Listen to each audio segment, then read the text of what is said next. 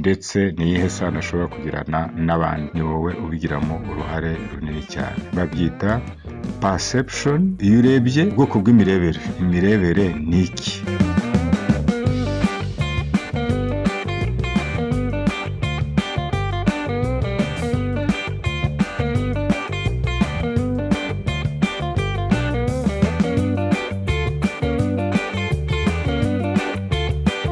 Mwese abaduteze amatwi muri iki gitondo cyangwa se abatwumva ku masaha ya nimugoroba bitewe n'aho muherereye, twongeye kubasuhuza kandi twongera kubaha n'ikaze muri iki kiganiro, ariko tunabashimira uburyo mukomeje kugenda mukurikira ibi biganiro byacu, kandi twizera yuko hari icyo bigenda bibafasha, atari ukubikurikira gusa ahubwo bigenda bidufasha kurushaho kwimenya, kwisobanukirwa, kugira ngo nanone binadufashe kumenya uko twitwara, nanone kandi bitwerekeze ku buzima bwiza bushingiye cyane cyane ku mitekerereze ikwiye, ituma dushobora no gukora ibikwiye bitewe n'uko imitekerereze yacu imeze neza. Iki ni ikiganiro cya gatanu, ikiganiro cya gatanu tugiye kwinjiramo, ariko mbere y'uko tukinjiramo ndagira ngo tubanze tugaruke ku kiganiro cyashize cyangwa se cya kane, aricyo twise Ninde umugabane wa kabiri, aho twakunze kwibanda cyane cyane kuri wa muntu w'imbere nanone, ariko noneho icyo gihe tureba ese isano yifitemo ni iyihe muri we, ndetse niyihe sano ashobora kugirana n'abandi. Ibi byose twarabirebye kandi byose aho bihuriza ni hamwe, n'uko umuntu w'imbere iyo atekereza neza bishobora gufasha, bishobora gutuma korana cyangwa se abana n'abandi nanone amahoro, cyangwa se ashobora kugira sosiyete akamaro. Igihe nanone kubera wenda ibikomere by'ubuzima, kubera rya dirishya ryacu ry'imbere ry'ibyo twizeho abandi batatuziho, iyo ritaraguka ngo rivanwe mu bya bintu bitwangiza, bituma dutekereza nabi, tubabara, duhorana ibikomere by'ubuzima, iyo tutarageraho nyine tubisohokamo, akenshi bigira n'ingaruka ku mibanire yacu bwite n'abandi, n'iyo tugirana n'abandi. Rero twasanze dukwiriye kugerageza kugusura cya cyumba cyacu kugira ngo nanone tugerageze kucyagura, tugerageze kuvanamo ibyo byose bitunanira, bitugora, biduteza ibibazo, noneho kubivanamo nta kindi ni ukubyumva, ukabyumviriza, ukumva ububabare biguteza, ingorane n'ingaruka biguteza imibanire yawe bwite n'abandi, hanyuma rero ugashaka inzira zo kubisohokamo. Twasanze ko iyo umaze kwimenya 50% uba wabonye igisubizo cy'ibibazo byawe. Ni ukuvuga ngo biba bisigaye bishobora kuva mu mbaraga zawe cyangwa se ugaherekezwa n'abandi, ariko nanone ni wowe ubigiramo uruhare runini cyane. Rero twifuriza buri wese kubisohokamo. Ushobora kumva ikiganiro bwa mbere cyangwa bwa kabiri, ndetse ushobora no kumva hari ahantu wenda bitagushimishije kubera ko yenda hari aho bigukoze, ariko nanone ni byiza gukomeza kubitega amatwi no kwitega amatwi wowe ubwawe, hanyuma ukareba uburyo wabisohokamo. Ikiganiro cya gatanu rero tugiye kurebera hamwe ni ikiganiro kivuga ku mirebere ya muntu. Imirebere ya muntu, ni ukuvuga ngo umuntu mvuze hano ni umuntu uwo ari we wese. Iki kiganiro rwose kiramureba, urwego umuntu yaba arimo urwo ari rwo rwose, ibibazo waba urimo ibyo ari byo byose, ibisubizo waba urimo ibyo ari byo byose, ndetse n'uburyo ushobora kuba ubona abandi uko ariko kose. Ariko nanone tugiye kugaruka ku mirebere.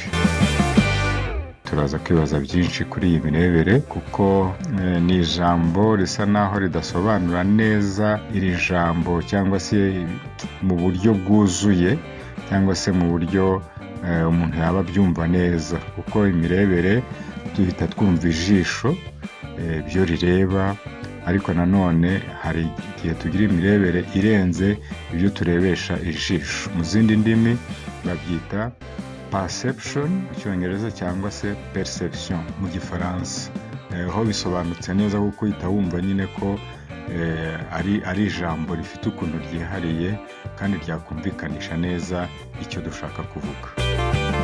Imirebere, iyo tuvuga imirebere ni iki?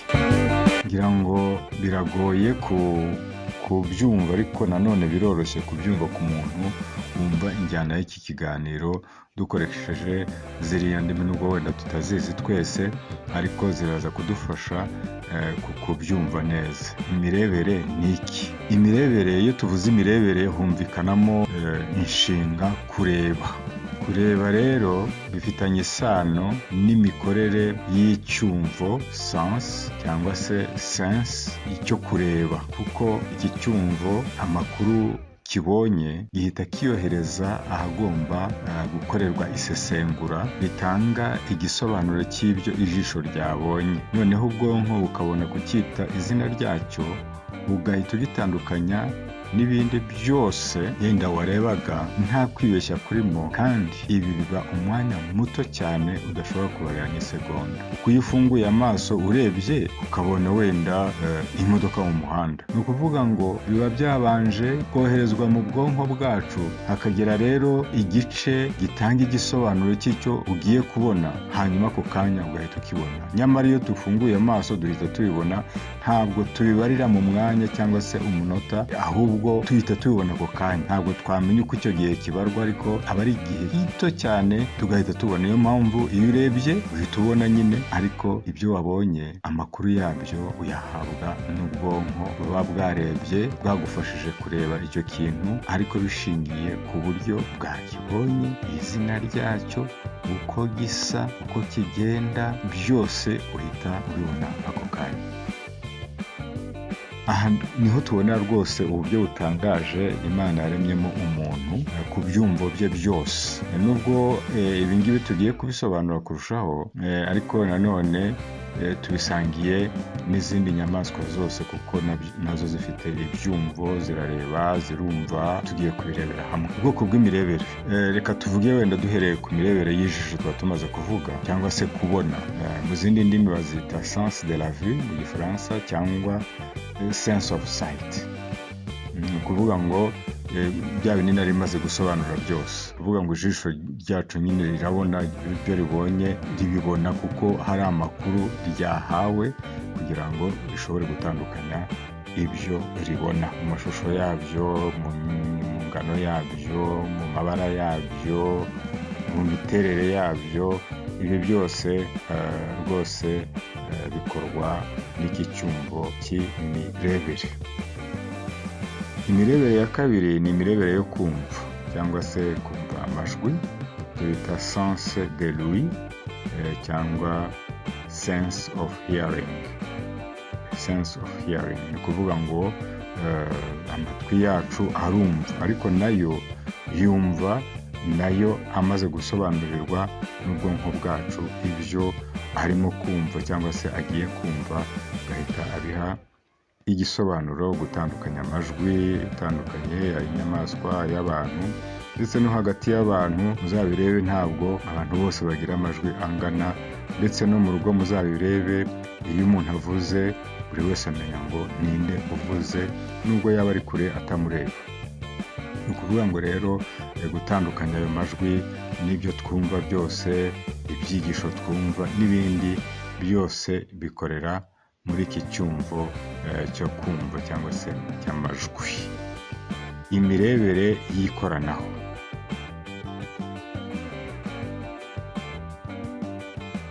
Imirebere yikoranaho ni ukuvuga ngo ni sens de toucher cyangwa se sense of touch. Ni ukuvuga ngo iyo umuntu agukozeho uhita ubyumva, ariko nanone byose bikorwa n'ubwonko bwacu buduha ayo makuru y'uko hari umuntu ugukozeho, cyangwa se koza ahantu runaka umurebesha amaso, ibintu nk'ibyo ngibyo. Ariko iyo ukozweho cyane cyane uhita wumva ko hari ikigukozeho, cyangwa se iyo utsitaye uhita wumva ko usitaye. Ibyo byose ni isano n'imirebere yikoranaho. Imirebere yo kunukirwa cyangwa guhumurirwa, sens de l'odorat. Sens de l'odorat cyangwa sense of smell. sense of smell. Ni ukuvuga ngo dufite ukuntu tunukirwa, ni ukuvuga ngo mu izuru ryacu hakumvikanamo ikintu runaka kitunukira cyangwa se kiduhumurira neza. Imirebere yo kumva uburyohe cyangwa ubusharire ni ikintu cyumvikana, ni ukuvuga ngo icyo bita sens du goût mu gifaransa cyangwa sense of taste. Nanone nyuma y'ibyo ngibyo hakurikiraho imirebere ku bituzengurutse. Nongere nibutse yuko iriya mirebere ibanza 5 tuyihuriraho rwose n'izindi nyamaswa zose. Imirebere ku bituzengurutse ni ukuvuga ngo ni ibituzengurutse nyine turebesha amaso hirya no hino, amashyamba, ibiti, imisozi, imigezi, ibishanga, ibituzengurutse byose, abantu, bagenzi bacu, uko imiturire iteye aho tuyibona, ibituzengurutse byose byo tubonesha amaso yacu, ariko nanone iyo mirebere ikabyita amazina yabyo. Ikindi ni imirebere ku mpinduka z'ubuzima cyangwa z'ahantu runaka, nabyo turabibona tukabitandukanya. Ni ukuvuga ngo rero ahangaha turi kwinjira cyane noneho ku mwihariko w'imirebere n'ikiremwa muntu, kuko bituzengurutse yego tuzabibona, ariko bitandukanye n'inyamaswa, kuko yo ibyo ibona yego irabibona, ariko nta kindi gisobanuro ibiha bivuge ngo nabara inkuru y'ibyo nabonye imeze gutya na gutya na gutya. Imirebere y'uburyo twibona ahangaha noneho bigaruka kuri wa muntu w'imbere. Ni ukuvuga ngo ese nibona nte? Ese nibona ndi muntu ki? Ese urumva ni wa muntu w'imbere, uko ngewe ubwanjye ndibona. Ese nibona ndi umuntu umeze ate? Ese ndi umunyantege nke? Ese ndi umunyambaraga?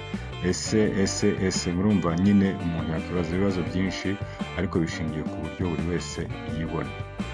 Iriya mirebere 5 nk'uko nari maze kubivuga rero y'ibyumvo, ntabwo yo ikunze guhindagurika cyane, keretse yenda byatangiye ibyo byumvo kurwara, ntibikore neza. Birashoboka ko byarwara rwose ntibikore neza, ndetse hari n'igihe ushobora gusanga hari ibyumvo bidakora ku muntu runaka. Yenda umuntu akavuga ati ngewe umunyu washyiramo ungana iki ntabwo numva, washyiramo isukari ingana iki ntabyo numva. Ni ukuvuga ngo ya sense cyangwa se cya cyumvo cy'uburyohe cyangwa ubusharire ntabwo kiba gikora neza, cyangwa se hari igihe kiba gipfuye burundu kidakora. Ubu ni ubumuga umuntu ashobora kuvukana cyangwa se ashobora kugira mu gihe runaka bitewe n'uburwayi yagize. Rero birashoboka ko rwose umuntu ashobora kugira senses cyangwa se ibyumvo bimwe bikora ibindi bidakora neza, nta gitangaza kirimo. Rero ahangaha icyo wenda umuntu yavuga ni uko hari igihe umuntu ashobora kuvurwa bya byumvo bikongera bigasubirana ubuzima bwabyo. Byose birashoboka kuko Imana ikorera mu bantu kandi yahaye ubuhanga abaganga, bakaba bashobora kubikora kandi bigakunda. Ariko hari n'igihe bitakunda nanone bitewe n'uburyo umuntu yavutse, bitewe n'uburemere bw'uburwayi yagize, ibintu nk'ibyo ngibyo. Mujya mubona nk'abantu barwara mugiga, akarwara rwose ari muzima yavugaga, ariko igihe cyagera arwaye akaba nk'ikiragi, cyangwa akabana n'ubumuga bwo kutavuga.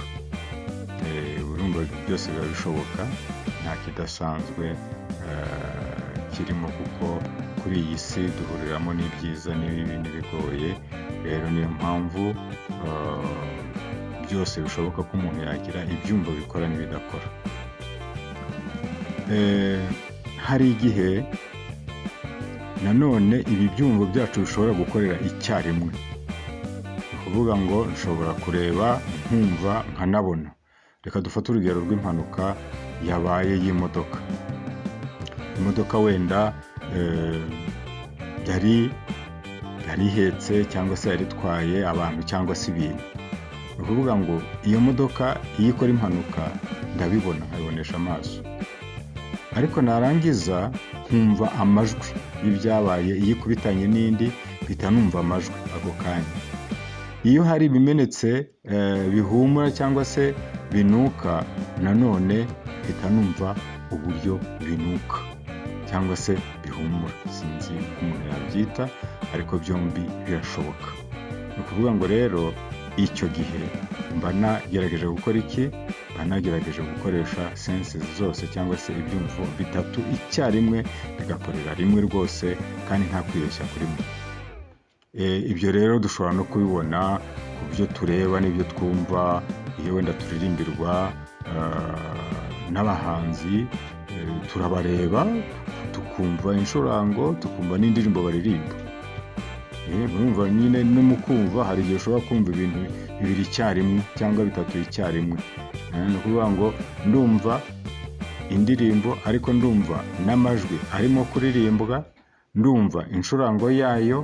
Urumva ko mu kumva harimo ibintu byinshi cyane. Numve n'amagambo barimo kuvuga. Ni kimwe n'uko rero hari imbwirwaruhame, umuntu avuga imbwirwaruhame nawe ndamutega amatwi kandi nkamutega amatwi mureba. Ni ukuvuga ngo rero ibyumvo hari igihe bishobora gukorera rimwe birenze kimwe. Hari igihe imwe ishobora gukorera rimwe bitewe n'ikibaye. Urugero twatanga nk'igihe habaye impanuka, humvikana amajwi ariko ukabona n'uburyo ibayemo, nari maze kubisobanura. Nanone muri ibi byose iki kiganiro cyane kiribanda ku mirebere ya 6 ndetse n'iya 7, ariyo ya yindi y'ibidukikije ndetse ni uburyo nibona cyangwa se nshobora kubona abandi. Aha rero niho usanga isa naho imwe yashingira ku mirebere isanzwe nk'iy'amaso. Nibyo, hari ibyo tubonesha amaso. Iy'amajwi ntiyikoranaho, ariko ikaba yabyara imirebere itariyo, bikabyara gushyamirana cyangwa se amagambo avuzwe hagati y'abantu atari meza ashobora kurema gushyamirana. Noneho bigatuma duha ibisobanuro ubwonko bwacu bwabihaye. Ni ukuvuga ngo ubwonko bwacu bubiha ibisobanuro, hanyuma tukagira imirebere ishingiye ku buryo ubwonko bwacu bwatubwiye icyo ibyo bintu byitwa cyangwa se uko bisa, bitewe n'uburyo twabyakiriye byadukomerekeje, cyangwa se bitewe n'uko twaba dusanzwe tubana n'uwo muntu wadukomerekeje. Indi mirebere ifitanye isano y'uburyo nibona n'uburyo mbona abandi, bigena imibanire nanjye bwite niyongerana n'abandi, uburyo iyo mibanire ishobora guhinduka bitewe n'icyabaye muri njye hagati yanjye na mugenzi wanjye. Bigatuma rero nanone uburyo twabanaga bihinduka mu buryo bubi cyangwa se bwiza, bitewe n'uko imirebere yanjye yagenje gute, yabihaye igisobanuro. Rero nk'uko byavuzwe mu gisobanuro cy'imirebere haruguru, ni uburyo ubwonko bwacu busesengura icyabaye, cyaba cyiza cyangwa kibi, cyane hagati yanjye na mugenzi wanjye, nkagiha igisobanuro kiba ukuri kwanjye gutuma mutwara uko namutekereje nyine, uko mubona muri ubwo buryo nshaka, nkabifata nk'ukuri kandi nkabigenderaho, bikarema muri njye amarangamutima meza cyangwa mabi kuri we, kandi bigatuma umubano ngirana nawe uba mwiza cyangwa mubi. Nanone nkabishyiramo imbaraga byemeza n'abandi bari mu ruhande rwanjye, nabo bakabitwara uko nguko nyine nk'uko nabibabwiye. Muzi ko hari abantu babemera gato, cyangwa se kubera amarangamutima bafite ku muntu bakaba bajya mu ruhande rw'umuntu kandi wenda ari hehe, ari mu makosa akabije. Uko nabibabwiye rero nuko nubwo naba nibeshye cyane, iyo ari ikinshyamiranyije na mugenzi wanjye, nyine babitwara uko nguko nabibabwiye. Ibi bisobanuye ko nshobora kugira imirebere myiza cyangwa mibi kuri njye ndetse no kuri mugenzi wanjye. Mu gihe yaramuka ari myiza byakwishimirwa cyane, kuko bimeze bityo ku bantu bose, isi rwose yakabaye ari nziza cyane. Hano ndagira ngo tugaruke cyane cyane ku mirebere itariyo yibeshye, ari nacyo kiganiro tuzagarukaho ubutaha.